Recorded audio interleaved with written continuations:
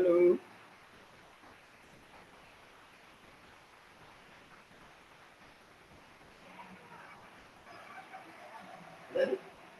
ada gambar? Ini orangnya. Di sini ada. Tidak, saya mau hubungi Bu Mega. Ini orangnya.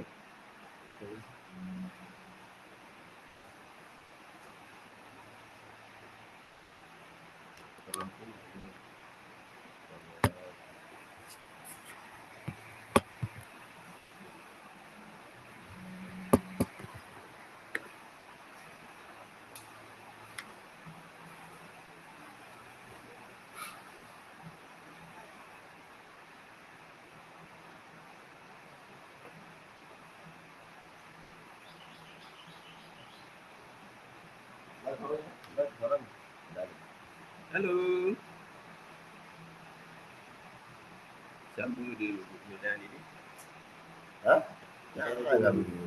Nah, jangan nih bergabung. Kita sudah bergabung nih. Saya berbicara. Cek cek satu.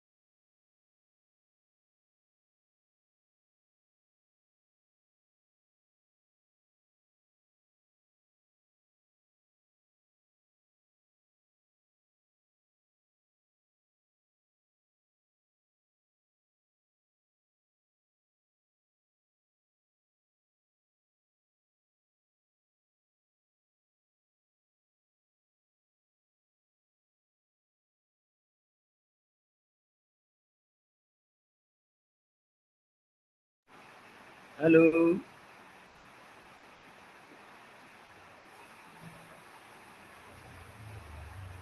Halo.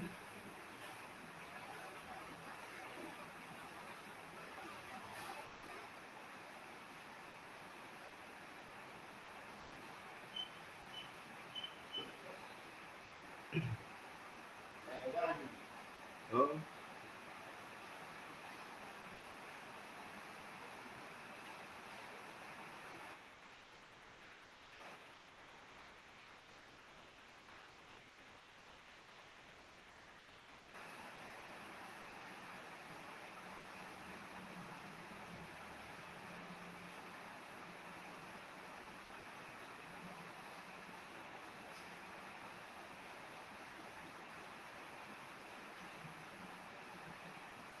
Assalamualaikum.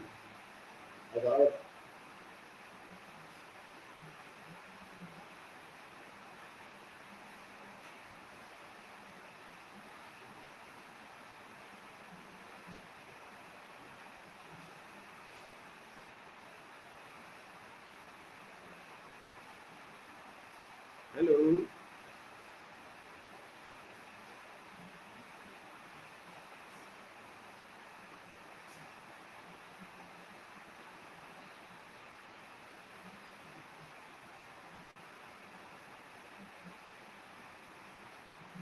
Magelo pedi, luar biasa memang RRI.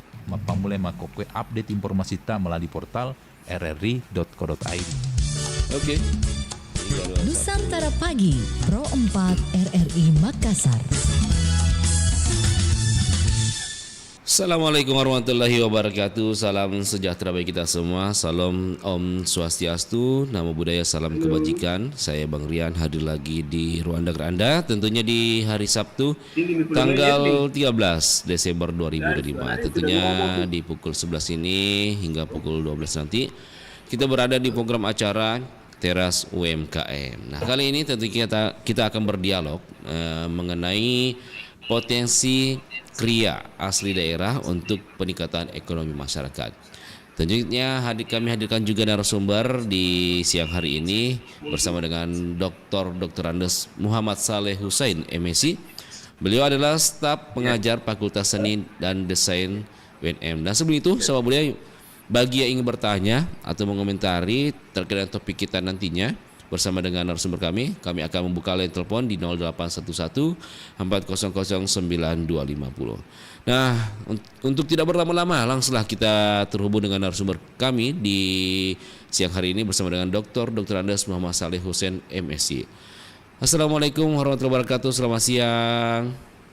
Ya, waalaikumsalam warahmatullahi wabarakatuh.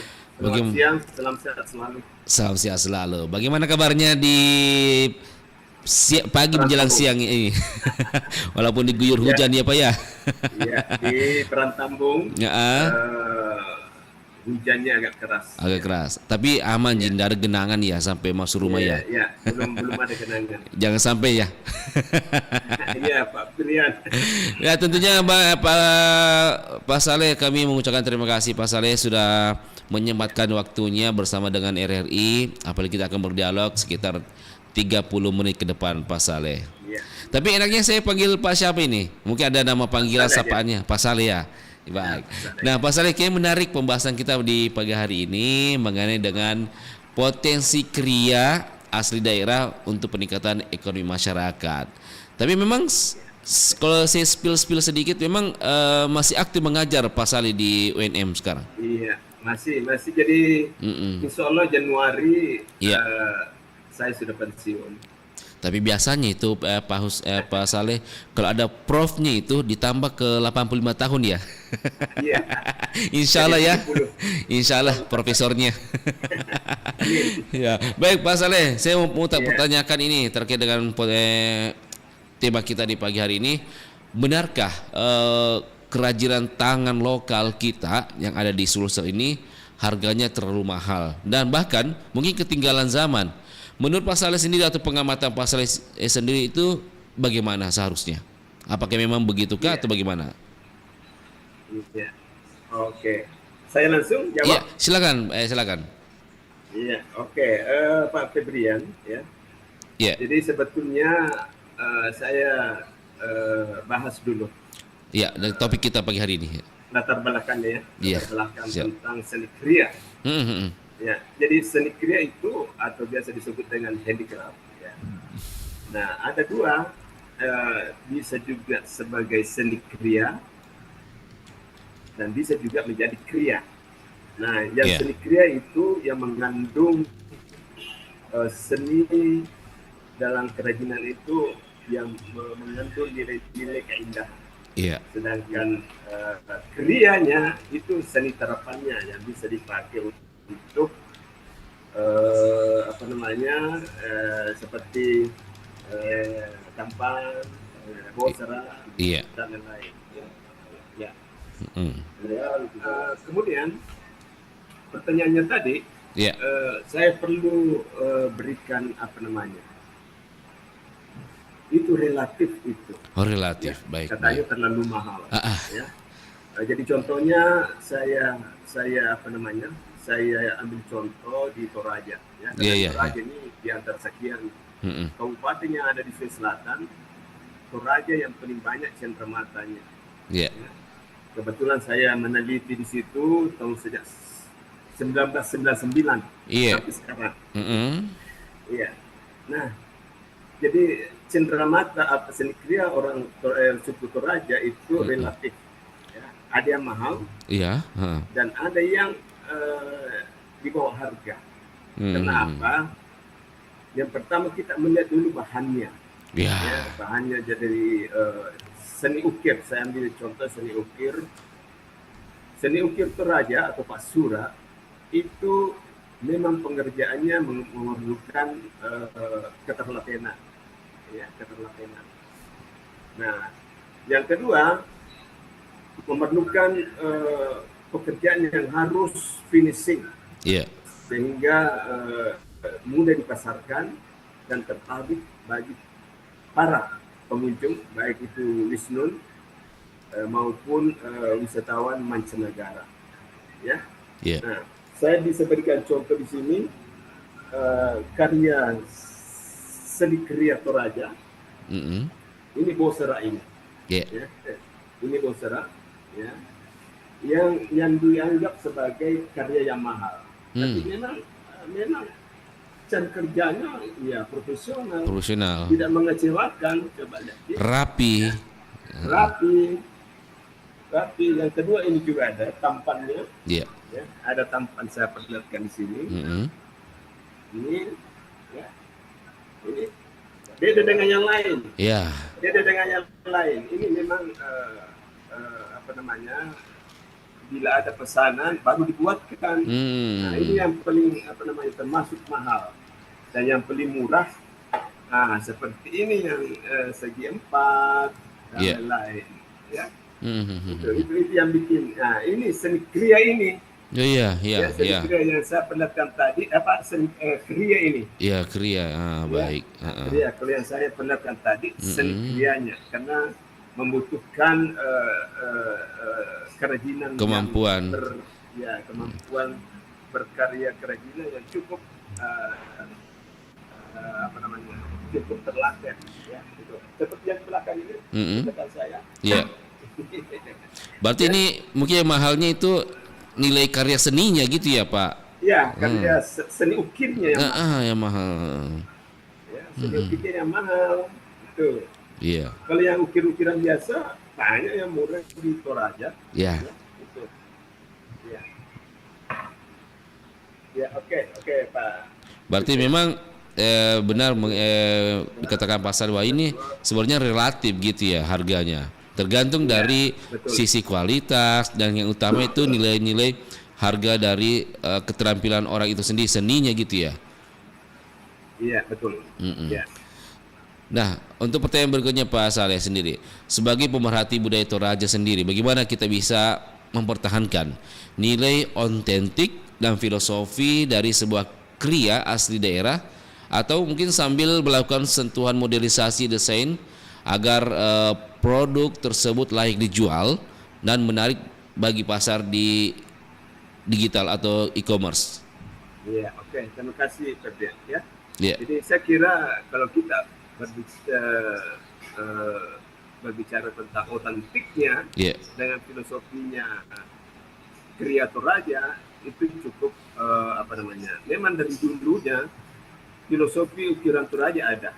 Ya. Karena kita tahu bahwa dari 4 suku yang ada di selatan, ya, Toraja tidak punya lontara. Ya. Tidak punya lontara. Begitu juga dengan Sulawesi Barat, apa istilahnya dulu, orang Mandat, ya. Iya. Nah, Bugis dan Makassar punya lontara. Betul. Ya, sehingga orang Toraja ukiran-ukiran itu dia jadikan sebagai lontara, sebagai falsafah hidup mereka. Itu jadi ukiran yang ada di Tongkonan maupun yang di Alang itulah pedoman hidupnya bagi orang Toraja. Nah, kalau mengenai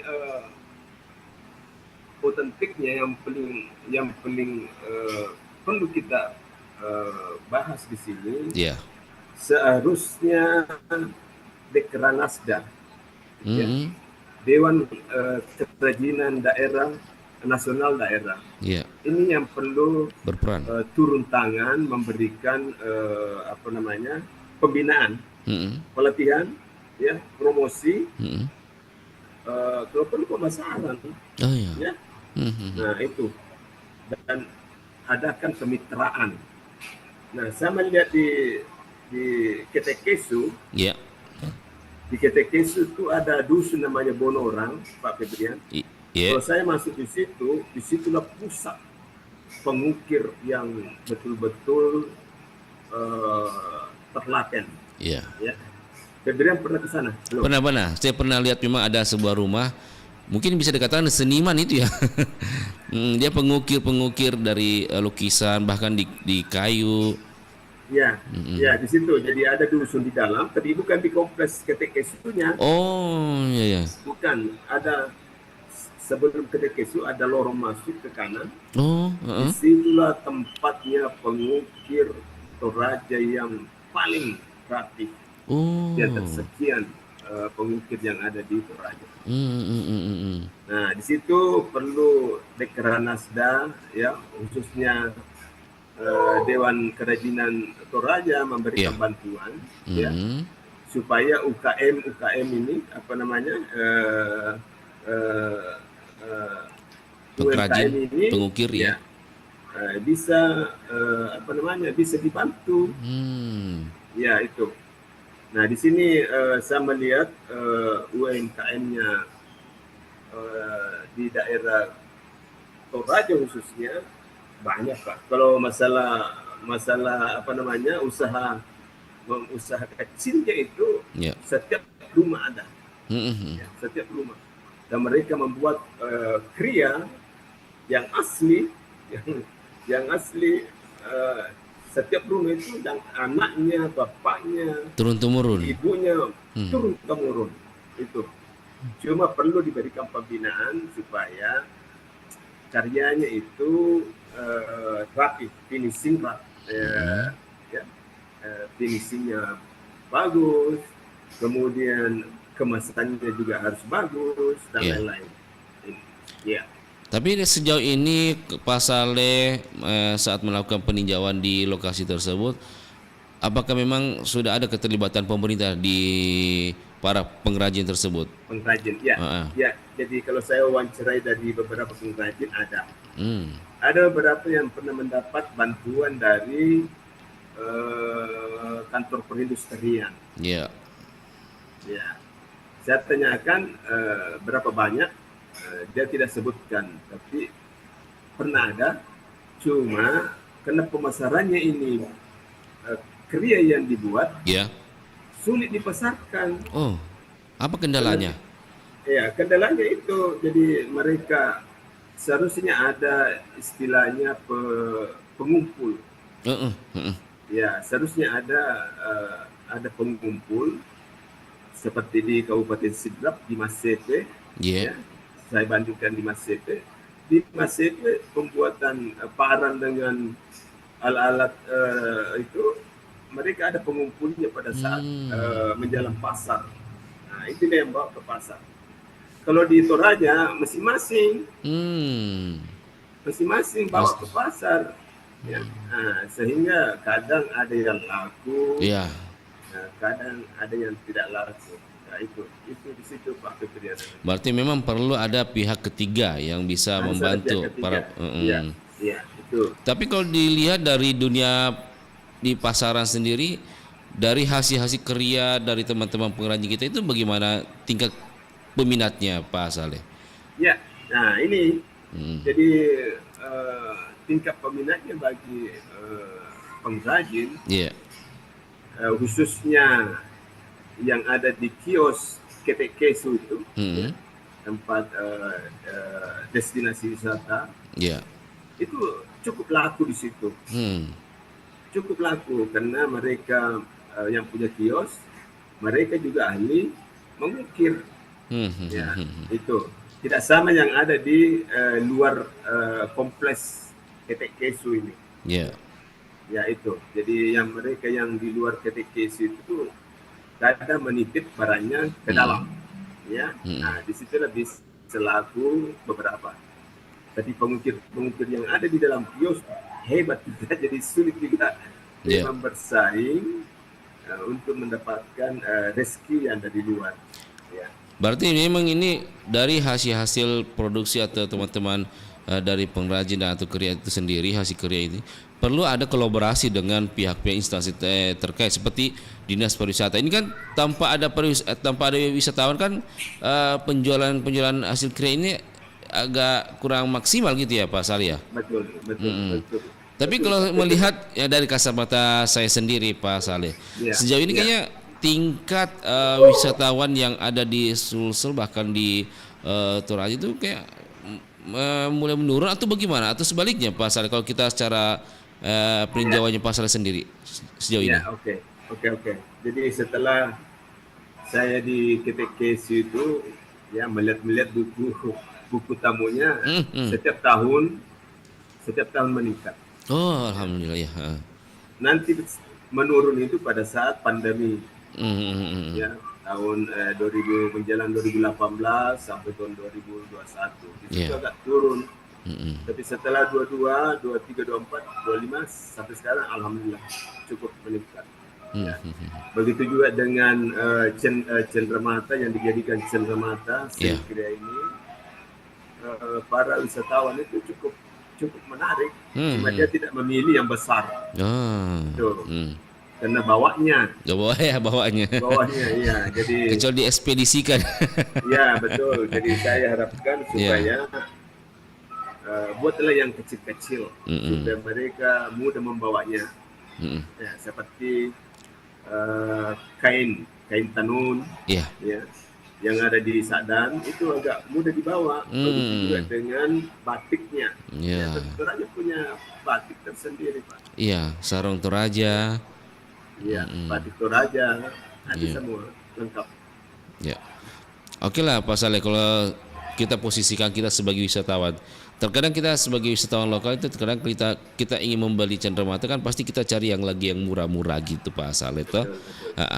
Tapi dari dunia kriya ini sendiri perlu tidak kira-kira Pak Saleh ada atau diterapkan sebuah metode atau sistem harga level bawah hingga level atas atau head gitulah, seperti beli beras kan ada head terbawah dan head teratas. Perlukah diterapkan di produk produksi kriya itu sendiri sehingga bisa menarik pembeli atau konsumen? Pembelinya. Oke. Jadi saya melihat di Toraja, terutama di kompleks ketek kesu itu, ya mereka punya harga ya sama. Jadi mungkin mereka sudah sepakat ya bahwa iya kita di KT ini jangan ada yang mahal. Ya. Nah, seperti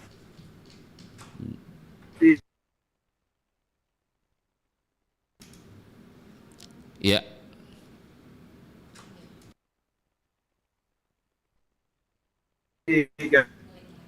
Iya.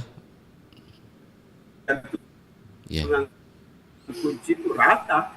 Rata ya. Itu, ya yang ada tulisannya Toraja. Tidak ada yang mahal, tidak ada yang itu. Ya. Berarti memang sejauh ini sudah ada sistem itu ya diterapkan Pak Saleh ya. Ya, halo Pak Saleh. Mungkin ada sedikit gangguan jaringan sahabat budaya. Ada. Oh ya, Ya, baik. seperti kalau ya seperti ini ya, ada komponen. Ini ukiran Toraja alternatif namanya Pak. Iya, Jadi dia- Oh iya. Nah, kalau di luar ketek kesu itu murah, Oh murah. cukup murah. Kalau kita masuk di dusun itu, Iya. masuk di dusun Bonorang, ya. Mhm. Apalagi kalau saya yang masuk di situ, Iya. sudah. Diborong ya Pak. Tidak, dia merasa bahwa kalau Pak Saleh datang itu Nah. agak murah dia berikan saya, dia berikan diskon saya, Pak Febrian. Nah oke Pak Saleh, mungkin ada sebuah mungkin dari hasil penelitian di lokasi wisata sana. Kira-kira apa yang perlu dibenahi dari sisi pengrajin kita, pemerintah, atau bahkan pemasarannya dengan tujuan ya tentu untuk memperkenalkan kerajinan daerah kita sehingga akan berdampak pada tingginya penjualan. Kira-kira apa yang perlu dilakukan? Ya, jadi kalau saya melihat selama ini, Iya. sejak saya meneliti di situ, memang perlu ada yang membantu memasarkan. Iya. Ya, jadi itu yang pertama. Jadi perlu adalah pemasaran. Kemudian kalau promosi sudah, ya jadi kalau kita masuk di toko-toko souvenir yang ada di Toraja, betul-betul itu banyak sekali Pak. Jadi kalau mengenai pembinaan, ini yang perlu. Ya, pembinaan karena model-model yang perlu diberikan itu sangat dia butuhkan. Iya. Seperti contohnya tampan ini tadi, ya, jadi ini seperti ini tampan ini. Ini perlu kita berikan model supaya mereka mereka mengikuti dengan baik. Dan mereka pengukir Toraja itu Pak, mengikut apa yang saya sampaikan. Gitu. Jadi selama saya di sana itu mereka menerima seperti cara gantungan kunci. Kalau ada yang kurang bagus finishnya, saya tegur, sedang tolong diperbaiki ini supaya menarik daya minat, harganya meningkat. Yang kedua finishingnya diperbaiki supaya wisatawan atau pengunjung masyarakat di Sulawesi Selatan ini bisa membeli. Karena kadang ada gantungan kunci yang kurang bagus, Pak, finishingnya. Itu sehingga orang malas membeli. Tapi kalau secara bahan baku kualitas bagaimana melihatnya dari hasil kriya atau hasil produksi teman-teman pengrajin kita yang di area Toraja atau di daerah lain juga? Ya, jadi bahan bakunya di Toraja cukup banyak. Ya, tidak akan kehabisan Pak. Karena mereka bahan baku yang mereka pakai, mereka tanam sendiri. Seperti di Ketek Kesu. Ketua yayasannya Ketek Kesu setiap minggu itu harus menanam. Apakah dia tanam bambu atau dia tanam pohon uru. Di pohon uru itu Pak Fibrian itu yang dipakai mengukir Pak. Itu pohon menarik. Jadi tidak sembarang memang tidak pohon sembarang. yang jadi mereka bahan baku itu tidak akan kehabisan. Begitu juga dengan pohon nangka yang dipakai untuk membuat kapal karbau dan ada di depan pengkonan. Nah, itu juga mereka menanam pohon nangka secara rutin. Itu. Ya. Oh, baik.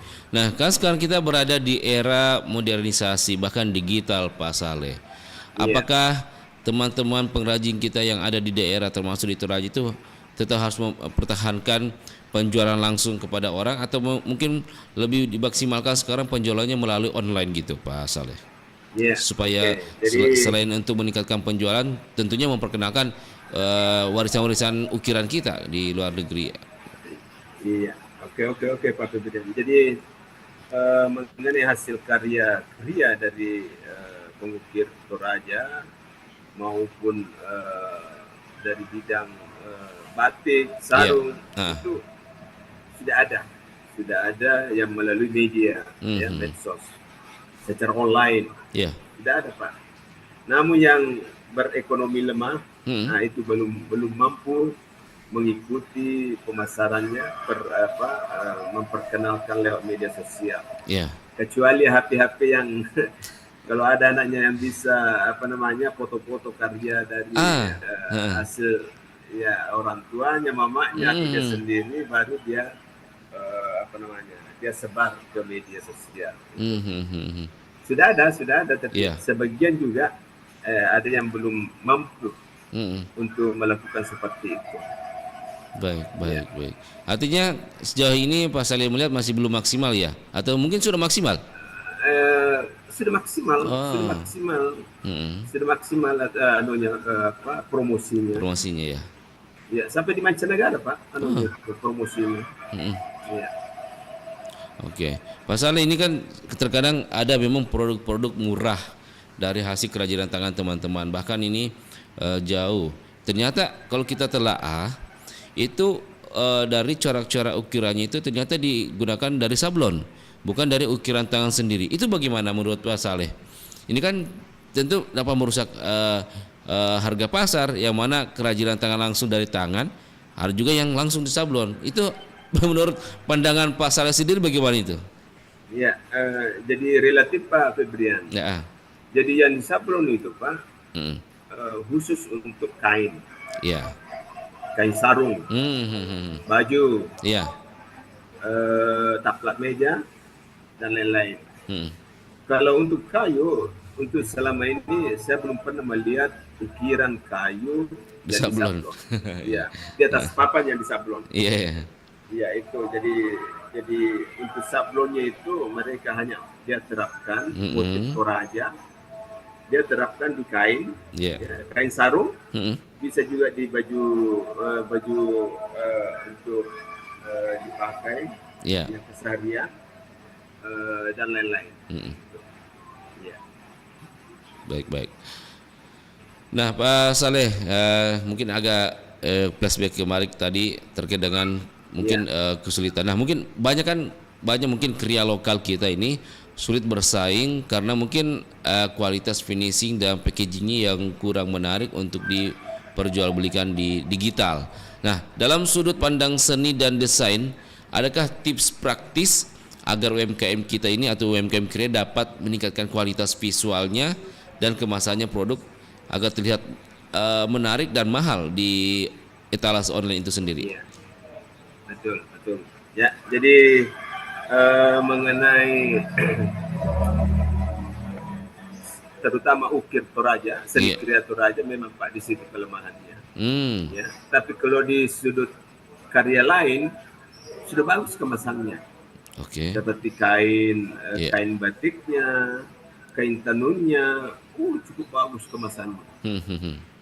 Tapi di sisi lain seperti yang ukiran-ukiran belum pernah saya melihat kemasan yang baik. Karena apa? Karena mereka membuat secara besar. Itu. Medianya besar Pak. Medianya besar.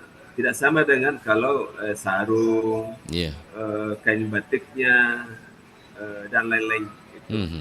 Tapi kalau ukiran belum mampu untuk membuat sebagus seperti apa yang ada yang dibuat oleh pengrajin batik. Baik. Nah terkadang juga ada produksi Pak Saleh itu kan sekarang zaman teknologi luar biasa lah. Bahkan ada teknologi printing atau 3D bisa mengukir sendiri menggunakan alat-alat teknologi mesin. Nah, bagaimana ini? Kan ada pengrajin langsung manusia yang bekerja, ada mesin yang bekerja. Itu dari sisi itu bagaimana melihat ini? Apakah ini sebuah ancamankah sehingga produksi itu lebih efisien dan murah digunakan oleh mesin, sedangkan yang satu oleh manusia tapi mahal. Itu bagaimana ini pandangannya Pak Saleh sendiri? Ya, kalau saya Pak Brian dilihat dari seperti yang Bapak sampaikan itu, untuk di Toraja masih jauh. Masih jauh. Karena apa? Yang pertama karena alatnya memang mahal. Ya. Ada di kampus kita pernah coba tapi kurang maksimal hasil. Iya. Kurang. Jadi lebih baik manual seperti yang saya perlihatkan ini. Kurang sentuhan perasaan gitu ya. Itu nilainya yang lebihnya. Iya,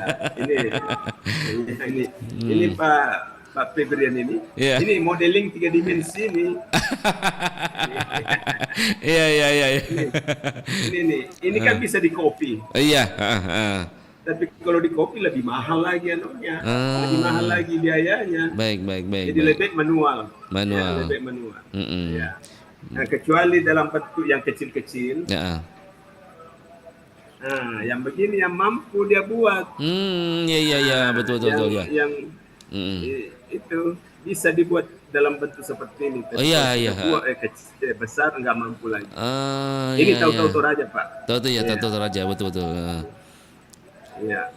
Mungkin ada pengecualian ketika dengan pemesanan yang sangat luar biasa atau pemesanan massal, okelah menggunakan teknologi mesin.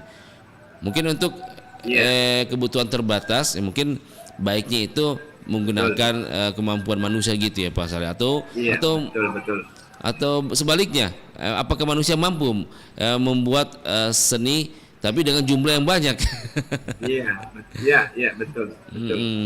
Jadi kalau kita melihat memang ada dampak anunya, ya ada negatifnya, ada positifnya. Baik. Tapi kalau mau cepat, ya lebih pakai mesin 3 dimensi. Ya itu. Tapi pembiayanya cukup mahal. Apakah mampu masyarakat membeli itu? Iya. Iya. Baik. Itu.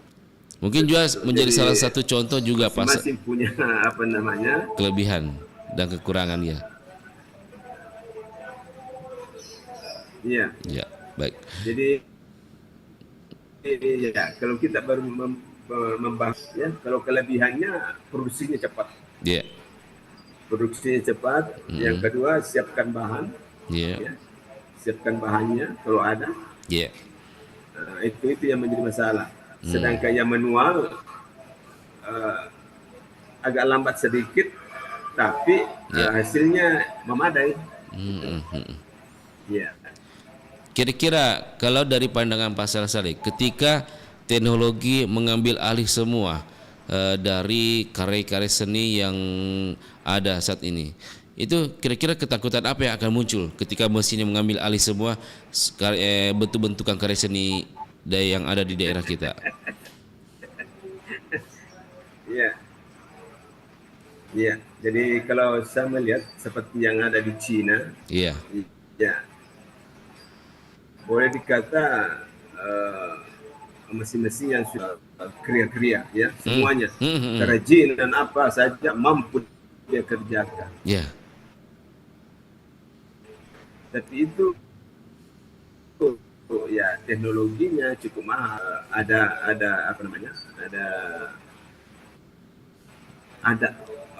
ada proyek besar yang diberikan oleh pemerintah, di mana apakah itu dalam bentuk sumbangan dari Bank Dunia atau apa, sehingga masyarakat Toraja bisa mengikuti seperti itu.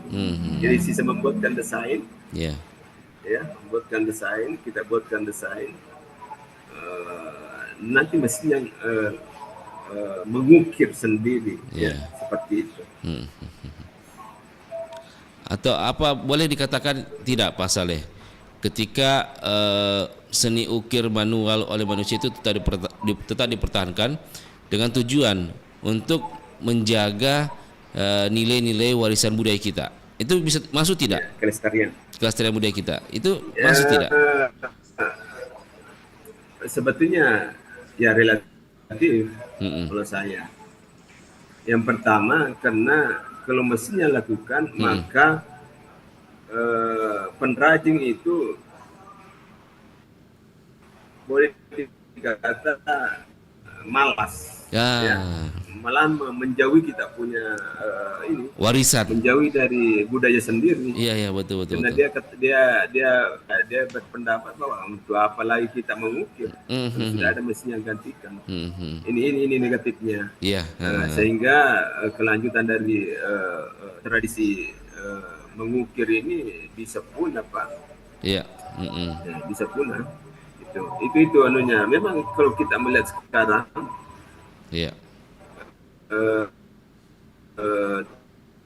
Teknologi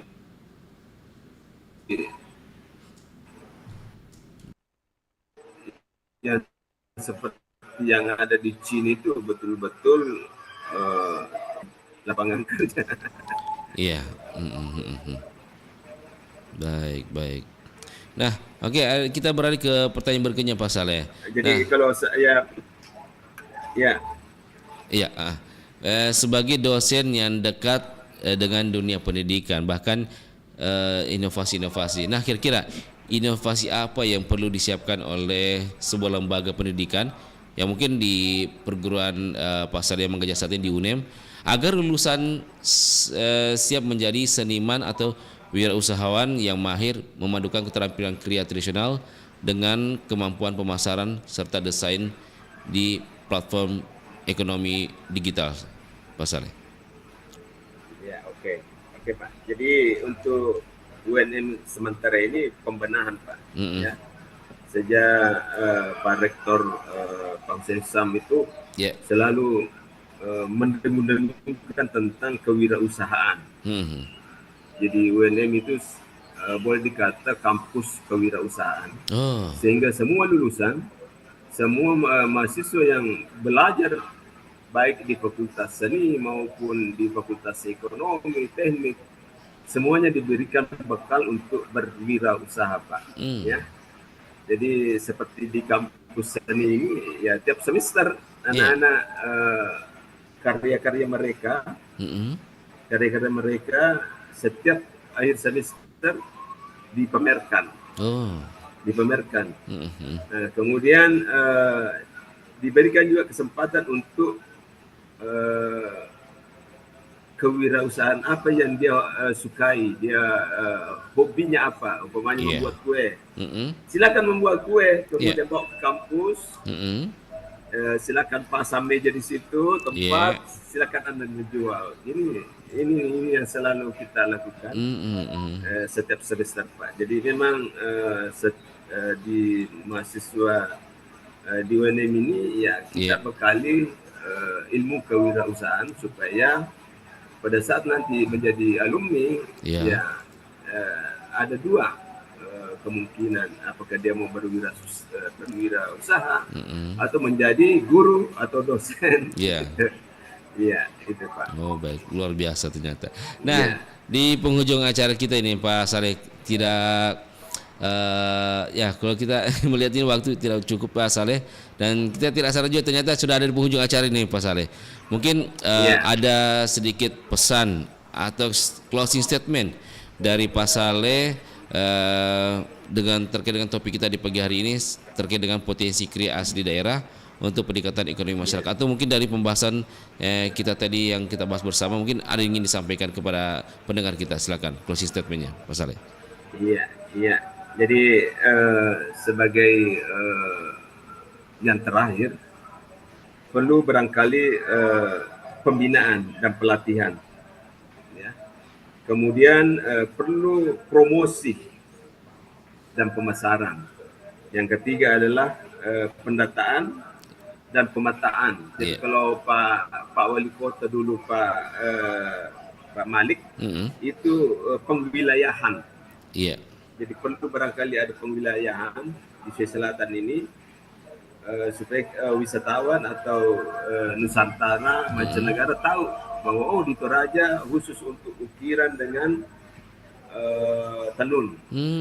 Di Sidrap khusus untuk kalau mau mendapatkan barang-barang seperti parang, batu nisan, keramik dan lain-lain. Begitu juga di Bone. Di Bone ada pengrajin songkok guru. Iya. Ya, songkok guru. Kemudian di Takalar juga ada keramik. Ya, begitu juga dengan di Takalar ada juga pembuat songkok guru. Jadi masing-masing punya Ciri khas. pengwilahan ciri khas supaya gampang kita mengunjungi. Ya, jadi umpamanya kita mau ke Toraja, ya boleh singgah di Sidrap dulu. Di situ bisa kita beli kain tenun juga ada di situ, Pak. Ya, di situ ada keramik juga ada. Kemudian kita terus ke Toraja itu. Nah begitu. Jadi kalau kita mau ke Bone, ya di situ banyak kita bisa dapat cenderamata berupa songkok guru atau songkok recat dan lain-lain. Ini. Yang berikut perlu kemitraan, Pak. Ini kemitraan untuk pengrajin ukir ini perlu kita bantu. Ya, terutama dari Dekranasda. Ini perlu turun tangan betul-betul memberikan jalan, karena Dekranasda itu sebagai ibu bagi para pengrajin, Pak. Ini motonya itu. Ibu bagi para pengrajin.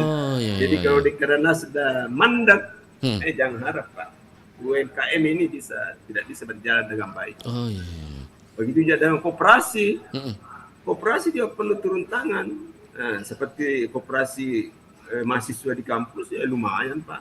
Mereka membuat cenderamata bila ada tamu yang datang dan lain-lain. Itu. Ya, oke, Pak. Baik. Terima kasih Pak Saleh atas edukasinya terhadap kita semua sekitar dengan kriya yang ada di daerah kita. Betul katakan tadi Pak Saleh, perlu memang ada pemetaan tersendiri daerah-daerah menaikkan potensi. Jangan sampai di Toraja orang menjual songkok sedangkan di daerah lain menjual tenun Toraja. Artinya harus memang dikhususkan setiap daerah apa ciri khas kriyanya itu sendiri. Di Pak Saleh ini ya baik, terima kasih. Ya baik, terima kasih Pak Saleh, Dr. Andes Muhammad Saleh Hussein MC selaku staf pengajar Fakultas Seni dan Desain FSD UNM. Dan saya Bang Rian pamit undur diri bersama narasumber di program acara Teras UMKM. Semoga apa yang kita sampaikan di pagi hari ini dapat menjadi referensi dan edukasi bagi kita semua. Tentunya kita berharap produksi-produksi kriya yang ada di Sulawesi Selatan ini dapat tumbuh kembang dan tentunya dikenal oleh di mancanegara. Baik, saya Bang Rian pamit undur diri. Terima kasih Pak Saleh. Assalamualaikum warahmatullahi wabarakatuh. Ya. Waalaikumsalam warahmatullahi wabarakatuh.